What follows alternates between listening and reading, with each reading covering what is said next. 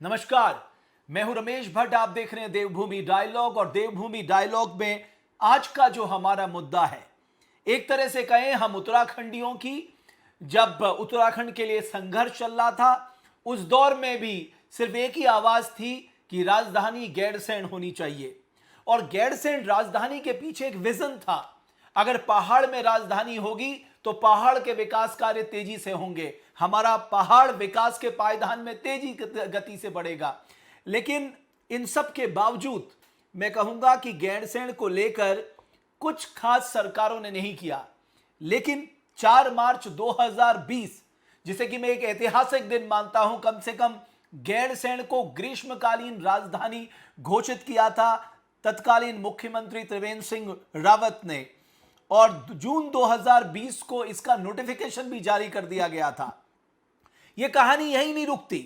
9 नवंबर 2020 को तत्कालीन सीएम ने एक 25,000 करोड़ रुपए के पैकेज का ऐलान किया और कहा गया कि अगले 10 साल में यह पैकेज खर्च किया जाएगा। यह पैसा हेल्थ, एजुकेशन, कनेक्टिविटी, बड़े संस्थानों की स्थापना, मल्टी स्पेशलिटी अस्पताल, सड़क आदि निर्माण पर खर्च होगा। इसके अलावा आसपास की एरिया का इंफ्रास्ट्रक्चर डेवलपमेंट, विधानसभा भवन, सचिवालय के लिए, लेक डेवलपमेंट के लिए, वहां पर हॉस्पिटल्स बनाने के लिए, यह सारा बजट उस दौर में दिया गया था। लेकिन उसके बाद जैसे ही मुख्यमंत्री बदले, गैरसैंण का मामला शांत पड़ गया। आजकल भी जब राजनीतिक तापमान गर्म है, कोई गैरसैंण का जिक्र नहीं कर रहा है, लेकिन सबके मैनिफेस्टो में गैरसैंण का जिक्र होता है, सबकी बातों में गैरसैंण का जिक्र होता है। सवाल यह है कि उत्तराखंडियों के लिए गैरसैंण गैर क्यों है? क्यों नहीं गैरसैंण को लेकर एक सीरियस थॉट आता है? आज इसी पे देवभूमि डायलॉग पे हम बात करेंगे और बहुत ही खास मेहमान मेरे साथ जुड़ रहे हैं, वरिष्ठ पत्रकार हरीश मैखुरी जी। आपका बहुत बहुत स्वागत है सर देवभूमि डायलॉग में।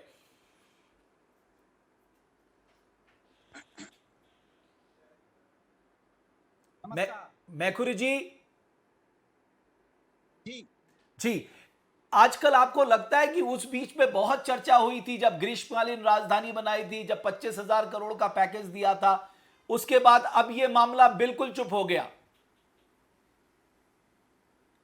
भट्ट जी, इसमें यह है मुख्य रूप से जो गैरसैंण स्थायी राजधानी का मामला है, तो गैरसैंण केवल एक स्थायी राजधानी वर्ग नहीं है, बल्कि पहाड़ के विकास की कुंजी है। और जो हमारे पहाड़ के 7-8 जनपद हैं, उन्होंने पहले ही गैरसैंण को राजधानी घोषित कर दिया था, उत्तराखंड आंदोलन के दौरान भी। और उससे पहले ही गैरसैंण में जो कोदिया बगड़ है, उसको राजधानी बनाने की बात हुई थी। गैरसैंण में चंद्र परिसर उसको नाम दिया गया था, वीर चंद्र सिंह गढ़वाली की मूर्ति की स्थापना हुई थी। उसके बाद राज्य गठन के बाद ही जो मोहन उत्तराखंडी हैं, उन्होंने 38 दिन का भूख हड़ताल गैरसैंण स्थायी राजधानी के लिए किया जी, और वहां पर उन्होंने अपनी शहादत दी गैरसैंण राजधानी के लिए। और उसके बाद महिला मंच ने भी आंदोलन किए। उसके बाद सारी राजनीतिक दलों के एजेंडे में गैरसैंण रहा। पहली बार गैरसैंण में एक बजट सत्र विजय बहुगुणा की सरकार में हुआ था और उसी दिन ये घोषणा हुई कि गैरसैंण को स्थायी राजधानी बनाएंगे। उसके बाद हरीश रावत जी की सरकार में वहां पर टेंटों में 2 सत्र चले और गैरसैंण में जो भराड़ी सैण है, वहां पर राजधानी का भवन बना। उसके बाद त्रिवेंद्र सिंह रावत जी की सरकार ने एक कदम आगे बढ़ करके गैरसैंण को ग्रीष्मकालीन राजधानी की न केवल घोषणा की, बल्कि उसके बाद नवंबर में उन्होंने करीब 28,000 करोड़ रुपया, 25,000 तो अवस्थापना सुविधाओं के लिए, 3,000 करोड़ रुपया अतिरिक्त सुविधाओं के लिए 28,000 करोड़ रुपए का बजट का भी प्रावधान किया। और ये पहाड़ के विकास की कुंजी है, जन भावनाओं की, कि गैरसैंण पहले ही स्वीकृत और घोषित राजधानी है। लेकिन सरकारों की उदासीनता के चलते ये इतना बड़ा मुद्दा, जब अब वहां पर पैसा खर्च हो चुका है, लोगों की भावना गैरसैंण से जुड़ी हुई है, अब इस मुद्दे को टालना किसी भी सरकार के लिए आत्मघाती होगा। और जहां तक गैरसैंण स्थायी राजधानी की बात है, तो वो आंदोलन के समय से ही एक इसमें सर्व निर्विवाद बिंदु था कि उत्तराखंड की राजधानी गैरसैंण होगी। बिल्कुल, लेकिन उसके बाद बहुत अच्छा आपने जो पूरा उसका हिस्टोरिकल इंपॉर्टेंस बताया और साथ ही साथ अब तक क्या हुआ, आपने एक टाइमलाइन हमारी दर्शकों को बताई। लेकिन सबसे बड़ी बात मैं उत्तराखंडियों के साथ साझा करना चाहता हूं। उत्तराखंड का कोई ब्यूरोक्रेट, उत्तराखंड का कोई बाबू पहाड़ चढ़ना नहीं चाहता, खासकर गैरसैंण जाना नहीं चाहता। यह हमने तब महसूस किया जब गैरसैंण में विधानसभा सत्र बुलाया जाता था। वहां जाने से पहले वहां से भागने की शुरुआत हो जाती थी। और एक अधिकारी को तो मैंने ये कहते सुना कि हमने यूपीएससी इसलिए ज्वाइन नहीं किया कि हम यहां कर आकर बैठे अपना टाइम वेस्ट करें। यानी ये जो मानसिकता है, इस मानसिकता से बाहर आने की जरूरत है। और मुझे लगता है कि जैसे भू कानून के लिए हमने एक प्रेशर पॉलिटिक्स की, खासकर युवाओं ने एक अद्भुत तरीके से अपने आप को रखा, अपनी बातों को रखा, गैरसैंण के लिए भी एक ऐसा ही भाव जनता के बीच में आना चाहिए। जैसा कि हरीश मैखुरी जी ने कहा, जिनका अपना अनुभव है कि साहब पहले ही यह तय हो चुका था, 8 जिलों ने यह तय कर दिया था कि गैरसैंण ही हमारी राजधानी होगी, लेकिन अब गैरसैंण को लेके कोई चर्चा नहीं होती। चलिए हम मान सकते हैं कि कोविड काल में बजट की बहुत कमी थी, रेवेन्यू रिसोर्सेस नहीं थे, एक दिक्कत हो सकती है, लेकिन एक भाव तो कम से कम प्रकट होना चाहिए। मैखुरी जी, ये जो मैंने ब्यूरोक्रेसी की बात की, ये एक सच घटना है, जिसको मैं कहता हूं सच्ची घटना है, कि वहां पर कोई जाना नहीं चाहता। जब जो एग्जीक्यूटिव क्लास है आपकी, जिसके ऊपर प्रोग्राम्स पॉलिसीज को इंप्लीमेंट करने का जिम्मा होता है, वो इतनी, मतलब मैं कहूंगा कि वो वहां जाना नहीं चाहती, तो हम कैसे इसको आगे ले जा पाएंगे, इस पूरी सोच को आगे ले जा पाएंगे? आदरणीय भट्ट जी, हम तो जब हमारी राजधानी लखनऊ थी, उस जमाने से लखनऊ आते जाते रहते थे राजधानी में। तो लखनऊ में हमारे जो काम है वो ज्यादा शीघ्रता से, ज्यादा जल्दी और ज्यादा सुविधा से हो जाते थे। जब से लखनऊ से हमारी राजधानी देहरादून आई है, हमें लग रहा है हमारी राजधानी लंदन पहुंच गई है।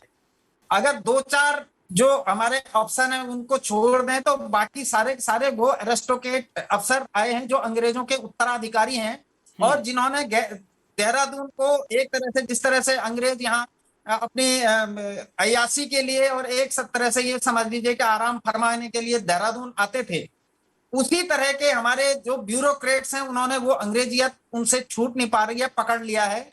और अभी जो हमारी फाइलें हैं वो आगे बढ़नी बहुत मुश्किल हो जाती है। उसमें मुश्किल ये रहता है कि किस तरह से काम आगे बढ़े, उस पर जो है अधिकांशतया मामला ठंडे बस्ते में डालने का होता है। एनडी तिवारी जी के जमाने में भी गैरसैंण पर एक समिति बनाई गई थी और राजधानी के मुद्दे पर, और उसको सरकार ने दुनिया भर का वेतन दिया, तनख्वाह दिया, और उसका हासिल पाया 0 हुआ उस समिति का। आज तक उसकी रिपोर्ट का क्या हुआ, कुछ नहीं उस पे। उसके बाद हमारी सरकारों ने, जो हमारे नेता हैं, उन्होंने आगे बढ़ के उस कौशिक समिति को पीछे धकेलते हुए गैरसैंण राजधानी पे निर्णय लिया, और कुछ कदम हम आगे बढ़े हैं। स्थायी राजधानी की ओर बढ़ना अब बाकी है। लेकिन जो हमारे ब्यूरोक्रेट्स हैं, जो पूरा यहाँ पर गेम खेलते हैं, मुख्यमंत्रियों को एक मामले में हडल्स का काम करते हैं। मुख्यमंत्री चाहते हुए भी काम नहीं कर पाते हैं हमारे राज्य में। मुख्यमंत्री निर्देश कुछ देते हैं, उस पर आदेश कुछ होते हैं। तो एक तो ये हमारे नेताओं को भी देखना पड़ेगा कि हम जो निर्देश दे रहे हैं उनके कितना अनुपालन हो रहा है। तो महत्वपूर्ण यही है। हम त्रिवेंद्र सिंह रावत जी के जमाने में देख रहे थे, करीब 12,000 किलोमीटर सड़कें बनी हैं, 263-64 पुल बने हैं, 12 जिलों में 12 झीलें बनी हैं, 12 डेस्टिनेशन बने हैं। कुछ मतलब जिजीविषा से काम हुआ है। उसी तरह से थोड़ा सा एनडी तिवारी जी के जमाने में भी काम हुआ कि कुछ इंडस्ट्री काशीपुर में लगी, थोड़ा हरिद्वार में लगी, थोड़ा देहरादून के सिटकुल पिटकुल में लगी, सेलाकुई में लगी। लेकिन उसके बाद जो भी हमारे नेता आए वो पहाड़ नहीं चढ़ पाए हैं। ये मुश्किल है। आज पूरे पहाड़ों में उद्योग धंधे चौपट हैं, कोई बड़ा उद्योग नहीं है। तो हमारा सबसे बड़ा उद्योग पर्यटन हो सकता है और गैरसैंण उसका सेंटर हो सकता है। हम अंग्रेजों ने पौड़ी बसाया, अंग्रेजों ने मसूरी बसाया, अंग्रेजों ने नैनीताल बसाया, अल्मोड़ा बसाया। हम आजाद भारत के लोग, हम उत्तराखंड के लोग अपना राज्य मिलने के बावजूद गैरसैंण राजधानी नहीं बसा सकते। इससे ज्यादा शर्म की हम लोगों के लिए कोई बात हो नहीं सकती है। तो निश्चित रूप से हमारे नेताओं को इच्छा शक्ति की बात चाहिए। कोरोना काल की बात नहीं है, बजट की भी बात नहीं है। इच्छा शक्ति हो तो हम टेंटों में वहां हम लोगों ने राजधानी चलाई है। जिन मुख्यमंत्रियों ने थोड़ा सा भी इच्छा शक्ति दिखाई, आज तो वहां पे भवन बना हुआ है। आज तो वहां पे लेकिन सुंदर लेकिन हेलीपैड हरीश बना हुआ है। मैथुरी जी, सिंबोलिज्म नहीं होना चाहिए, सांकेतिक कुछ नहीं होना चाहिए। आप बिल्कुल स्पष्ट तौर पे आइए कि साहब हम राजधानी बनाएंगे, हमें इतना टाइम चाहिए और इतने टाइम पे हम ये वहां पर अवस्थापना विकास करेंगे। ये नहीं सिंबोलिज्म करके आप 4 दिन चले गए साहब, हाँ हमने बजट वहां पर करा दिया, हाँ साहब हमने एक सत्र चला दिया। ये जो टूरिज्म है ना, पहाड़ टूरिज्म, 2-3 दिन के लिए आप घूमने चले गए, ये नहीं होना चाहिए। निश्चित रूप से भट्ट जी आपने बहुत बड़ी बात कह दी है। हरीश रावत जी का जो आखिरी सत्र गैरसैंण जो उन्होंने भवन उस समय जितना भी तैयार हो पाया था उतना तैयार करने के बाद आखिरी सत्र उनका गैरसैंण में चल रहा था। हमने हरीश रावत जी से भी और उनके पहाड़ के विधायकों ने भी, और उस समय हमारे बड़े भाई साहब जो हैं विधानसभा उपाध्यक्ष थे अनुसुईया प्रसाद मैथुरी, उन्होंने भी रावत जी से कहा कि आप स्थायी राजधानी की घोषणा कर दो। लेकिन जो प्रेशर पॉलिटिक्स थी उसके चलते वो इस ऐतिहासिक चूक उनसे हो गई और वो घोषणा रह गई। हालांकि जब त्रिवेंद्र सिंह रावत जी ने पहाड़ गैरसैंण को ग्रीष्मकालीन राजधानी बनाया, उसके बाद हरीश रावत जी का पीछे से बयान आया कि हम स्थायी राजधानी हम बनाएंगे। हम ये कह रहे हैं जो वर्तमान सरकार है वो ये मौका दूसरों को क्यों दे रही है? निश्चित रूप से इस पे निर्णय लेना चाहिए, सरकार को भी फायदा होगा और जनता को तो होना ही होना है, और उत्तराखंड के सपनों की राजधानी को तो निश्चित रूप से एक दिन आगे बढ़ना ही बढ़ना है। लेकिन उसमें देर जितनी देर होगी उतना सरकारों को घाटा होगा, और उत्तराखंड का तो घाटा हो ही चुका है। 20 साल हो चुके हैं, हम अपनी राजधानी तक नहीं बना और पाए हैं। अगर हमारे अगर साथ आप के जो दो पहाड़ राज्य अगर आप पहाड़ में चढ़ते हैं तो मैं मानता हूं कि ये जो यहां पर बैठे एसी रूम पॉलिटिक्स करते हैं या एसी रूम में बैठ के प्रोग्राम पॉलिसी बनाते हैं, इनको पहाड़ के दर्द के बारे में पता चलेगा। इन्हें पता लगेगा कि चमोली के बिल्कुल रिमोट विलेज में क्या दिक्कत है, उत्तरकाशी के रिमोट विलेज में क्या दिक्कत है, रुद्रप्रयाग में क्या दिक्कत है। इन सबको तब जाके पता लगेगा कि वहां के लोग कितनी मुश्किलात में अपना जीवन जीते, कितना चैलेंजिंग जीवन जीते हैं। तो इसलिए इनको पहाड़ चढ़ाना बहुत जरूरी है मैखुरी साहब, और वो तभी होगा जब हमारी राजधानी वहां पर होगी। पर जी मैंने ये कहा कि गैरसैंण हमारे विकास की कुंजी है। जो ही गैरसैंण की तरफ सारे जिलों का जनपदों का फ्लो बनेगा तो उन गैरसैंण की तरफ जाने वाली सारी सड़कें ठीक हो जाएंगी। सारे सड़कों के दोनों ओर हमारे बेरोजगारों के ढाबे चलेंगे, रात दिन ट्रैफिक चलेगा। जब राजधानी से लोग आएंगे जाएंगे, कुल जो है करीब करीब 10 घंटे का सफर हर जिले से, किसी को 2 घंटे का, किसी का 1 घंटे का, किसी का मैक्सिमम जो रहेगा 8 से 10 घंटे का सफर रहेगा। और उतना लोग आने जाने में बिताएंगे, रास्तों में रहेंगे, ढाबों में रहेंगे, तो एक विकास की कुंजी खुलेगी। और सारी सड़कें जब उनसे नेता गुजरेंगे अपनी कारों में तो वो सड़कें वैसे ही ठीक हो जाएंगे, उनके गड्ढे ठीक हो जाएंगे। तो एक तरह से गैरसैंण केवल भावना नहीं है, गैरसैंण उत्तराखंड के विकास की कुंजी है। ये बात हमारे सारे नेताओं को समझनी चाहिए। जो भी हमारे चुनाव लड़ रहे हैं, आने वाले चुनाव लड़ेंगे, उनको भी समझनी चाहिए, और वर्तमान में जो सत्ता में बैठे हुए हैं उनको भी समझनी चाहिए कि गैरसैंण केवल भाव नहीं है बल्कि ये उत्तराखंड के विकास की चाबी है। तो निश्चित रूप से गैरसैंण पे अभी इतना पैसा खर्च हो चुका है, भवन बन चुका है, तो वहां हमारे ब्यूरोक्रेट्स को भी बैठना चाहिए और उसको स्थायी राजधानी की दिशा में आगे बढ़ना चाहिए। अरे वहां बैठना तो दूर की बात है, वहां जाना तक पसंद नहीं करते। और फिर वहां अगर चले गए, बाई चांस कुछ दबाव होके चले भी गए, तो जितनी जल्दी हो सके वहां से भागने की लगी रहती है। इस माइंडसेट, मुझे इस माइंडसेट की चिंता, ये माइंडसेट कैसे बदलेगा? अभी हमारे जो ब्यूरोक्रेट्स हैं उन्हें धीरे धीरे पहाड़ की आदत डालनी पड़ेगी। उन्हें समझना चाहिए कि ये पर्वतीय राज्य है। उत्तराखंड के 3 ही जिले, 3-4 ही जिले हमारे मैदानी क्षेत्रों से जुड़े हुए हैं, उनमें भी ज्यादातर अब पहाड़ के लोग बसे हुए हैं पलायन के कारण। आज भी पहाड़ के 40% गांव 3 से लेके 30 किलोमीटर तक सड़कों से दूर हैं, वंचित हैं। ठीक बात है। तो और 60% गांव ही हमारे जो हैं वो जो सड़कों से जुड़े हुए हैं या सड़क से 2-3 किलोमीटर तक दूर हैं, उनको हम लोग बहुत दूरी मानते भी नहीं है। 3 किलोमीटर तक तो यहाँ का आदमी वैसे ही चल जाता। लेकिन उत्तराखंड में 2 चीजों का होना बहुत जरूरी है। एक तो हमारी गैरसैंण राजधानी बने, और एक हमारे गांव सड़कों की तरफ बढ़े। मैं कह रहा हूं कि जो उत्तराखंड में सड़कें बनी, त्रिवेंद्र सिंह रावत जी के जमाने में 12,000 किलोमीटर सड़कें बनी, और उससे पहले राज्य बनने के बाद से लेकर त्रिवेंद्र सिंह के कार्यकाल 2017 तक 12,000 किलोमीटर की सड़क बनी थी। तो ये देखना पड़ेगा, ये तुलना करनी पड़ेगी कि हमारा सड़कों का विकास कितनी तेजी से हो सकता है। जो भारतमाला प्रोजेक्ट है उसके अंतर्गत उत्तराखंड की बहुत सारी सड़कों को जोड़ा जाना चाहिए। दूसरा कनेक्टिविटी का यहाँ पे बहुत अभाव है, वो होना चाहिए। और सबसे बड़ी बात, हमारे ब्यूरोक्रेट्स को गैरसैंण में बैठने की, भराड़ीसैंण में बैठने की आदत डालनी होगी, तब जाके राज्य का विकास होगा।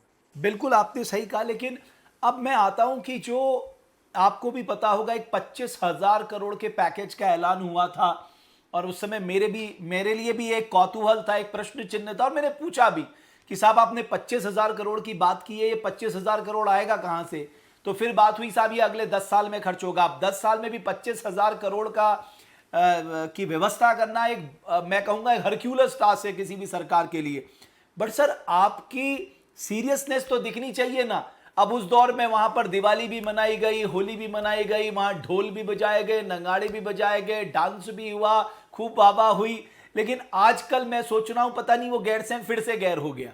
आपको नहीं लगता हरीश मैकोरी जी, उस दौर का और आज के उसमें तुलना कर लीजिए आप। जो हमारा अपनी सरकार को निश्चित रूप से गैरसैंण में और गैरसैंण स्थायी राजधानी की घोषणा भी कर देनी चाहिए। तो उसका लाभ भी होगा सरकारों को निश्चित रूप से, और इससे डिसीजन लेना पड़ेगा, क्षमता देनी चाहिए हमारे नेतृत्व को, खासकर युवा नेतृत्व है तो और निर्णय लेने की क्षमताएं होनी भी चाहिए जी। तो इस दिशा में आगे तो बढ़ना ही पड़ेगा, नहीं तो सरकार का भी घाटा है और उत्तराखंड और जनता का तो घाटा हो ही चुका है। ओके। खासकर मैं अपने दर्शकों से भी ये निवेदन करना चाहूंगा, क्योंकि गैरसैंण हम सबके दिल से बहुत नजदीक है, हम सबसे जुड़ा मुद्दा है, हमारी सोच से, हमारी समझ से वो जुड़ा मुद्दा है। इसलिए मैं चाहता हूं आप लोग भी क्या चाहते हैं कि गैरसैंण जो स्थायी राजधानी का जो विषय है उसको किस तरह से सामने रखा जाए। और जैसा कि हरीश मैकोरी जी ने कहा कि पॉलिटिकल पार्टीज के लिए भी ये बहुत इंपॉर्टेंट है, खासकर जो अभी राजनीतिक दल है, कि अगर वो ऐसा कुछ काम करती है तो उसका पॉलिटिकल बेनिफिट भी होगा। लेकिन मेरे ही इंटरव्यू में हरीश रावत ये कह चुके हैं कि अगर वो आए तो वो उनको कहीं कंफ्यूजन नहीं है, वो गैरसैंण को स्थायी राजधानी घोषित करेंगे। यानी आपको लगता है कि ये एक पॉलिटिकल इशू, एक बड़ा पॉलिटिकल इशू बनना चाहिए और जनता की ओर से बनना चाहिए। हरीश मैकोरी जी, जैसे भू कानून पे एक प्रेशर पॉलिटिक्स हमारे युवाओं ने की, वैसे ही गैरसैंण में एक प्रेशर पॉलिटिक्स शुरू होनी चाहिए अब। नहीं, निश्चित रूप से जो गैरसैंण है उसके आसपास के कुछ क्षेत्रों को हमें समझना पड़ेगा। एक तो जब गैरसैंण बनेगा तो गैरसैंण के आसपास नेताओं के लिए, ब्यूरोक्रेट्स के लिए, गैरसैंण आने जाने वालों के लिए एक मेडिकल कॉलेज की आवश्यकता होगी।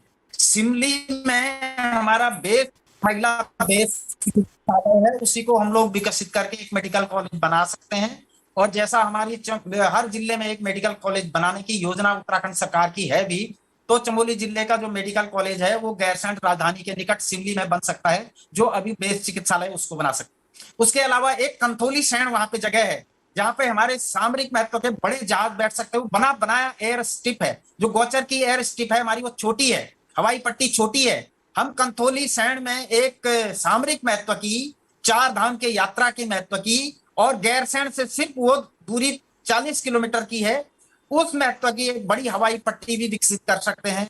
उसके अलावा हम गैरसैंण के निकट के जितने हमारे कुमाऊं से लगे हुए एरिया हैं, चाहे बागेश्वर है, जागेश्वर है, अल्मोड़ा है, उसके अलावा चाहे हमारा ये रुद्रप्रयाग का इलाका है, चाहे चमोली का इलाका है, यहां तक ये राजधानी क्षेत्र हम विकसित कर सकते हैं।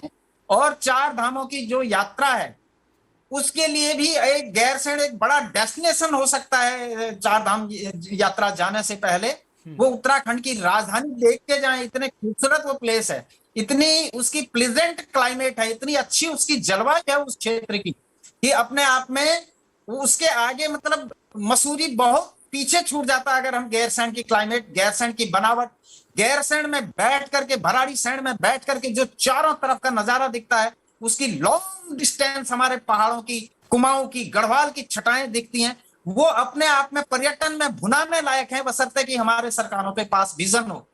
तो निश्चित रूप से इस दिशा में आगे बढ़ना चाहिए और हमारे जनता को भी भूलना नहीं चाहिए अपनी राज्य की कुर्बानी को। हमारे 128 लोगों ने राज्य के लिए अपनी शहादतें दी हैं। उसके अलावा 4000 5000 लोगों पे मुकदमे चले हैं, जेल में रहे हैं। तो उसके पीछे स्थायी राजधानी भी एक मुद्दा था, ना केवल जो है पृथक राज्य मुद्दा था, बल्कि स्थायी राजधानी उससे पहले घोषित हो चुकी थी, उसमें विवाद ही नहीं था कि राजधानी की गैरसैंण होगी। तो उस दिशा में सरकार को आगे बढ़ना चाहिए।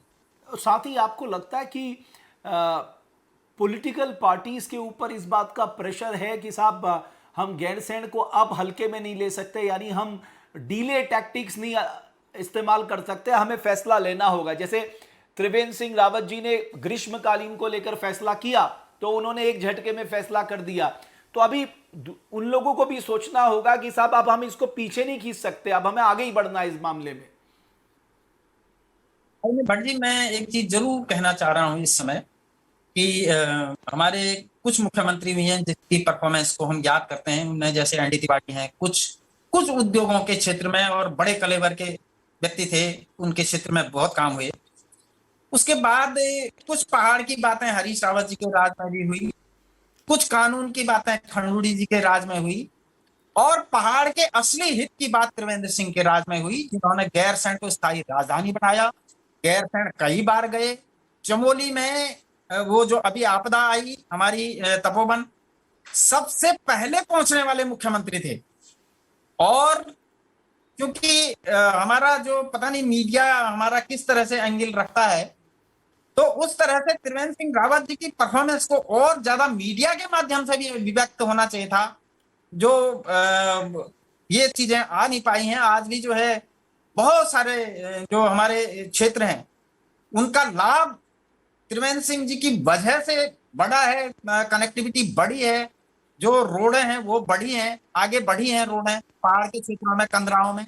उसको गैरसैंण की तरफ उन सब रोडों का रुख मोड़ना आवश्यक है। चौड़ी सड़कें बननी चाहिए गैरसैंण जाने के लिए, ताकि हमारे नेता गैरसैंण की तरफ का मुंह ना मोड़े। तो एक तो ये है। दूसरा, गैरसैंण अब उस दिशा में आगे बढ़ चुका है जहां से किसी भी सरकार के लिए पीछे हटना आत्मघाती कदम हो। गैरसैंण में भवन बन चुके हैं, गैरसैंण के लिए भूमि एक्वायर हो चुकी है, गैरसैंण में जो है जो औरों के लिए भूमि बिक रही थी पौने पौने दामों में, उस पर बहुत हद तक अंकुश लग चुका है। वहां पे सरकारी विभागों के लिए भूमि एक्वायर्ड हो चुकी है, वहां पे हवाई पट्टियां बन चुकी है, वहां पे सचिवालय बन चुका है, वहां पे विधानसभा भवन बन चुका है, बाकी के निर्माण कार्य हो रहे हैं, पानी की व्यवस्था वहां पे हो रही है, वहां पे झील बनाई जा रही है। त्रिवेंद्र सिंह जी ने एक झील का भी निर्माण वहां पे किया है, जिससे करीब करीब वहां पे लगभग साल भर पानी रहेगा। तो अब क्यों नहीं हमारे नेता सीधे गैरसैंण को स्थायी राजधानी घोषित कर देते हैं? ये बड़ा चिंतन का विषय होना चाहिए हमारी जनता का भी और नेता का भी। और खासकर जब हम पहाड़ की बात करते हैं, पहाड़ के मुद्दों की बात करते हैं, पहाड़ पिछड़ गया कहते हैं, उसके पीछे एक बड़ी वजह है कि हमने गैरसैंण को राजधानी ना बनाने में देरी की है। अगर शायद हम बना देते तो मुझे लगता है कि जो हम आज कह रहे हैं कि साहब हमारी जो इकोनॉमिक प्रॉस्पेरिटी है उसमें 3 जिलों का एक प्रमुख तौर पे योगदान है, हरिद्वार, उधम सिंह नगर और देहरादून। मुझे लगता है तब रुद्रप्रयाग का जिक्र आता, चमोली का जिक्र आता, अल्मोड़ा का जिक्र आता, बागेश्वर का जिक्र आता। और वही शायद मुझे लगता है कि जो हमारे आंदोलनकारी थे, जो हमारे शहीद हुए, उनका ये सपना था। तो अब आगे का रास्ता मैखुरी साहब, आपको लगता है आगे का रास्ता आपको क्या दिखाई दे रहा है? एज ए सीनियर जर्नलिस्ट आपको क्या लगता है? गैरसैंण जो है वो अटल वाली बात है कि उत्तराखंड और उत्तर प्रदेश में जो सरकार की उन्होंने उत्तराखंड का चयन किया, उत्तराखंड बनाया और उसको आधा अधूरा बनाया। ज्यादा से ज्यादा संपत्ति उत्तराखंड में आज भी है। और जवान उस दिन ये निर्णय हुआ था कि वो जहाँ है वो उस राज्य की संपत्ति, लेकिन उत्तराखंड में आज भी बहुत सारे संपत्तियों पे उत्तर प्रदेश का भी है। एक तो ये कब्जा छुड़ाना चाहिए राज्य को, दूसरा अपनी राजधानी गैरसैंण बनानी चाहिए, उस दिशा में काम होना चाहिए, सड़कें अच्छी बनने चाहिए, पानी और बिजली की व्यवस्था अच्छी होनी चाहिए, स्कूल अच्छी होनी चाहिए, ताकि पलायन रुके। पलायन बातों से नहीं रुकेगा, पलायन आपके कार्यों में दिखना चाहिए। किन सुविधाओं के लिए लोग देहरादून, हल्द्वानी, हरिद्वार, पौड़ी, गोपेश्वर, थोड़ा शहरों में भाग रहे हैं, उन सुविधाओं को हम गांवों में विकसित करें। निश्चित रूप से अपने सुंदर गांवों को पहाड़ के लोग छोड़ना नहीं चाहते हैं। और जो गैरसैंण है उसकी सड़क अच्छी बन जानी चाहिए, बस इतना सा ही है। वो तब बनेगी जब नेता उस सड़क से आएंगे जाएंगे, नेता लोगों को असुविधा होगी, तब सड़क अच्छी बनेगी। तो उस दिशा में गैरसैंण को जो वर्तमान सरकार है, अगर वो ये श्रेय ले तो ज्यादा अच्छा रहेगा। स्थायी राजधानी की घोषणा करनी चाहिए और अपना अंतिम सत्र भी गैरसैंण में करना चाहिए। और एक और बात मैं कहना चाहूंगा कि अगर आपने जैसा कि कहा कि साहब उसकी जो खूबसूरती है, अब आप देहरादून में जो आपका विधानसभा है वो देख लीजिए, और वहां की जो विधानसभा की बिल्डिंग ऐसा लगता है कि कोई बाहरी देश की बिल्डिंग हो, अगर उसके उस एंगल से देखा जाए। मैं टीवी में उसको कई एंगलों से अभी देख रहा था, हमारे जो एडिटर हैं वो मुझे दिखा रहे थे। ऐसा लग रहा था कि कोई विदेश की जगह है, इस तरह की बिल्डिंग का वहां पर निर्माण किया और भारी भरकम खर्च किया है वहां पर। तो मुझे लगता है कि उसका भी इस्तेमाल होना चाहिए, और साथ ही साथ इंफ्रास्ट्रक्चर डेवलपमेंट और खासकर कनेक्टिविटी। मैखुरी जी, मैं इसलिए भी कह रहा हूं कि अब क्या है, डिजिटल का जमाना हो गया है कि आपको वहां सबसे पहले मोबाइल कनेक्टिविटी की तरफ ध्यान देना होगा, इंटरनेट कनेक्टिविटी की तरफ ध्यान देना होगा, कि फिजिकल प्रेजेंस की भी जरूरत नहीं है साहब। आज तो फाइलें, आप जाइए, ई फाइलिंग का जमाना आ गया, किसी को जाने की भी जरूरत नहीं है, वहीं से वो क्लियर कर दे। तो उसके लिए आपको कनेक्टिविटी पे काम करना होगा।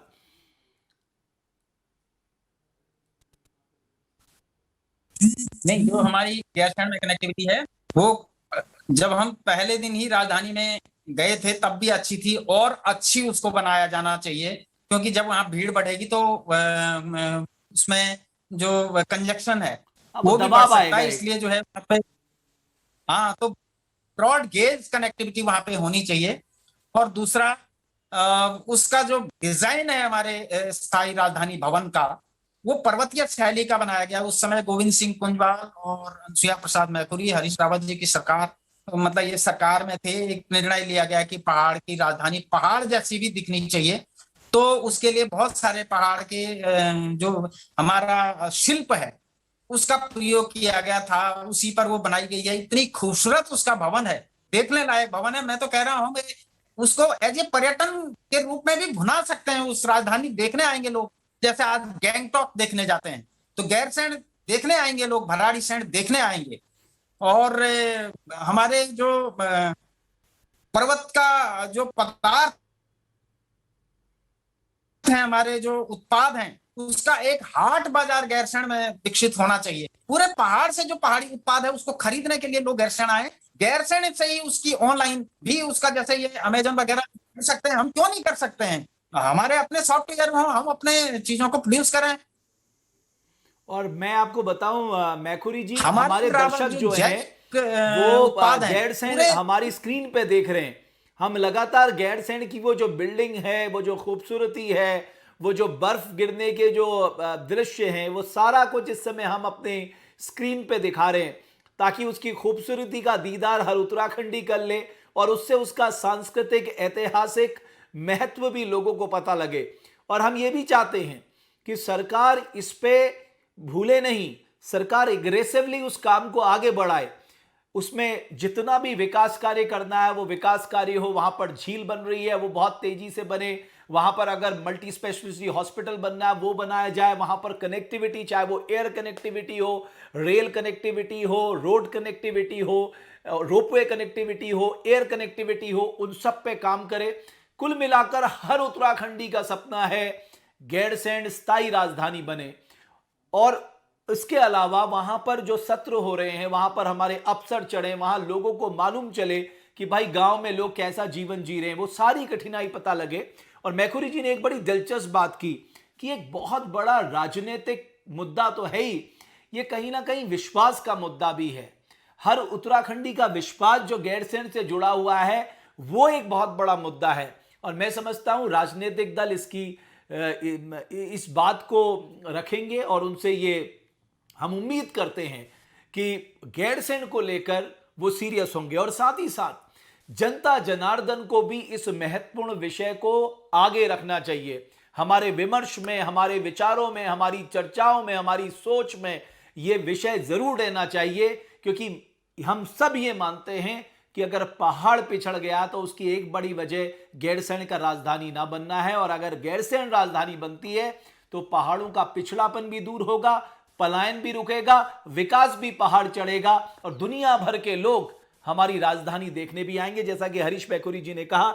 हरीश मैखुरी जी, आपका मैं बहुत धन्यवाद करूंगा। आप देवभूमि डायलॉग से जुड़े, और आगे आने वाले दिनों में भी हम गैरसैंण के मुद्दे पर इस चिंतन को आगे बढ़ाएंगे, इस विमर्श को आगे बढ़ाएंगे। आप सभी दर्शकों का बहुत बहुत धन्यवाद।